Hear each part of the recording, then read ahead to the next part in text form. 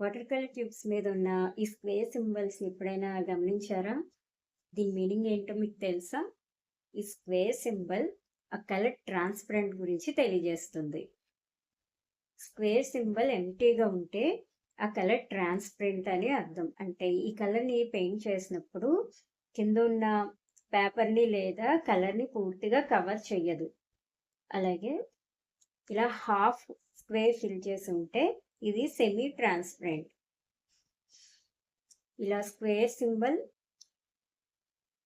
పూర్తిగా కవర్ చేసి ఫిల్ చేసి ఉంటే ఈ కలర్ దాని కింద ఉన్న పేపర్ని లేదా కలర్ని పూర్తిగా కవర్ చేస్తుంది అని అర్థం. సింబల్స్ని మీరు గమనిస్తే కలర్స్ గ్లేజింగ్ చేయడానికి చాలా ఈజీగా ఉంటుంది.